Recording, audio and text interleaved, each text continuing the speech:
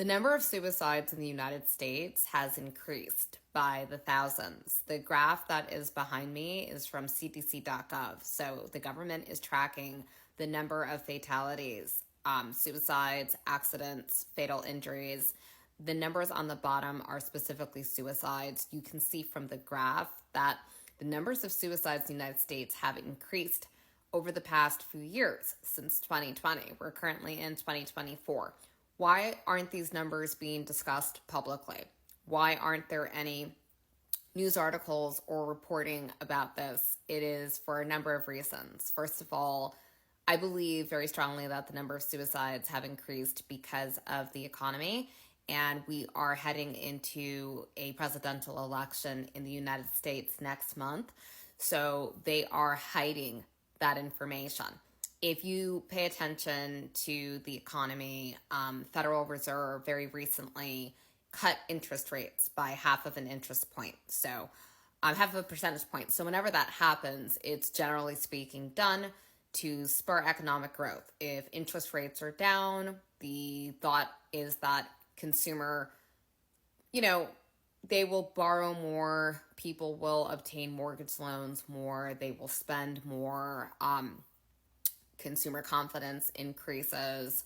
As a result, the economy does better. So that happened very recently. That actually happened about a week ago. And in those reports about the Federal Reserve cutting the interest rate by half of a percentage point, there were constant reports like on LinkedIn, on the news, on different blogs, Bloomberg, that Forbes, that the economy is doing well right now, that unemployment rate is low, and that there are millions of jobs that are available right now, and that we are not in a recession. So Chairman Powell is the chairman of the Federal Reserve. He stated that repeatedly. He actually spoke publicly when he cut the interest rates about a week ago and said that we're not in any kind of recession right now. We're not in a soft recession. The economy is strong. It's doing well. Unemployment is low. There are millions of jobs that are available right now. I'm currently job searching. Anybody that is job searching right now just knows that that's fucking untrue and that that's a fucking lie. I am a former recruiter. So I recruited for 5 years, like Dow Jones, Bank of America. I'm also a career coach. I own a career coaching business for the past 3 years.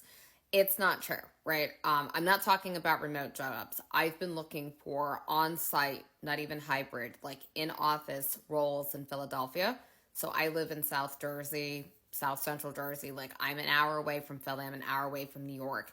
And there are very, very, very few jobs. Now, I understand that recruiting has experienced a lot of layoffs over the past year and a half. This is across the board, though. There have been repeated mass layoffs across the board. So I believe that's what's causing the increase in suicides. I think it's going to get much worse in the coming months and as we go into 2025. And I want to talk more about why that is. So something that I noticed in my job search. So I started job searching September 16th. So 2 weeks ago, I've applied to about 46 jobs so far. Like I said, I have about 5 years of recruiting experience from corporate, right? What I noticed is something unprecedented. So I'm actually 42. I worked in corporate for 15 years and then I left. I started my career coaching business. I had that for about 3 years and now I'm trying to get back into recruiting. What I noticed, and I also will say I worked 20 different jobs in those 15 years in corporate. So I moved around a lot. I was constantly temping. I was constantly job searching. I never worked at any company for more than like 3 to 6 months, absolute max, a year or two. I'm noticing something unprecedented though, that over 70% of posted jobs on job boards, so LinkedIn, ZipRecruiter, Simply Hired, Indeed, right? When you click on the actual posting, obviously what LinkedIn and like ZipRecruiter and Indeed allows you to do is that with that account on that job board, you can apply to as many different companies as you want, right? You don't have to go to the company's careers page and create an account and waste all that time, spend all that time, right? So it was these job boards, like that's basically what the premise is. It's convenience, right? Where you don't have to sit around, if you apply to 300 jobs, you're creating 300 accounts. The thing is, if you actually click through, so instead of using Easy Apply on LinkedIn, instead of applying from within ZipRecruiter, from within Indeed, from within Simply Hired, if you click through to the company's actual career site, or if you just like pull up the company's career site like on Google, I found that over the past 2 weeks, right? Over 70% of the posted jobs on job boards are actually not on the company's career page. So when I click through, it says this job posting is no longer available, right? That is absolutely unprecedented. I'm not talking about ghost postings. I'm not talking about job descriptions that are being put up by companies when they've already identified either an internal employee or a referral that they know they want to hire into the role. And then for like OFFCP, for compliance purposes, the company has to post the role publicly for 2 weeks, right? But they're not even looking at the applicants because they already have a candidate that's selected. So I'm not talking about that.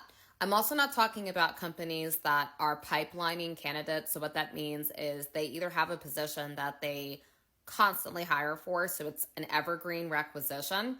So that posting's up year round, whether they're currently hiring for it or not. Or the company just knows in a couple of months or in a quarter or two, they're going to have the funding for the role. So the role is up, but they're not going to be hiring for it for a couple of months. I'm not talking about that, right? I am saying literally what I have seen is over 70%.